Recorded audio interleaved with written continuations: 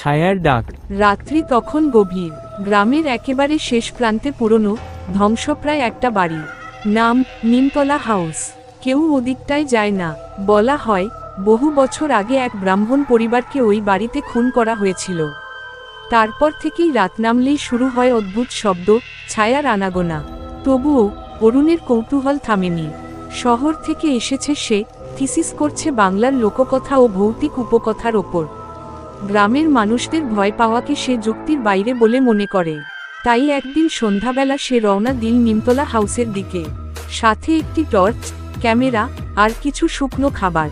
বাড়ির সামনে পৌঁছেই সে একটা অদ্ভুত শীতলতা টের পেল। বাইরে গ্রীষ্মকাল হলেও যেন চারপাশটা হঠাৎ ঠান্ডা হয়ে উঠল। তবুও ভয় না পেয়ে সে ঢুকে পড়ল বাড়ির ভিতর। ঘরটা ধুলোয় ভর্তি, মাকড়সার জাল চারদিকে। দেওয়ালে ঝুলছে পুরনো বিবর্ণ ছবিগুলো। অরুণ ছবি তুলতে তুলতে একটা ঘরে গিয়ে বসল। রাত বাড়তে লাগলো। হঠাৎ টর্চটা নিভে গেল। চারদিক নিস্তব্ধ। অন্ধকারে হঠাৎ একটা শ্বাসের শব্দ ভেসে এল তার কানে। চিৎকার করল অরুণ। কোনো উত্তর নেই, কিন্তু সে স্পষ্ট শুনতে পেল ধীর পায়ে কারা যেন হেঁটে আসছে তার দিকে। কাপা হাতে সে মোবাইলের ফ্ল্যাশ জ্বালাতেই দেখল এক ছায়ামূর্তি, লম্বা, শাড়ি পরা, মুখ ঢাকা, ধীরে ধীরে অরুণের দিকে এগিয়ে আসছে। তুই কি মুক্তি দিতে পারবি আমাকে? কান্না ভেজা গলায় প্রশ্ন করল ছায়াটা।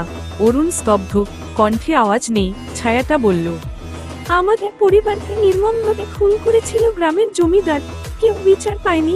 আমাদের আত্মা এখানে বন্দী হয়ে আছে। অরুণ ধীরে ধীরে বলল, আমি চেষ্টা করব সত্যটা সবাইকে জানাতে। ছায়াটা হঠাৎ হাসল, একটা বিষণ্ণ হাসি। তারপর ধীরে ধীরে মিলিয়ে গেল। সকাল হলো। গ্রামের মানুষ দেখল অরুণ বাড়ির সামনে বসে আছে, মুখ সাদা, চোখ ফাঁকা। সে কিছুই বলতে পারছিল না, শুধু একটা জিনিস বারবার বলছিল, ওরা সত্যিই আছে, আর ওরা শুধু মুক্তি চায়। অরুণের লেখা থিসিস পড়ে বিশ্ববিদ্যালয়ের সবচেয়ে আলোচিত কাজ হয়ে ওঠে।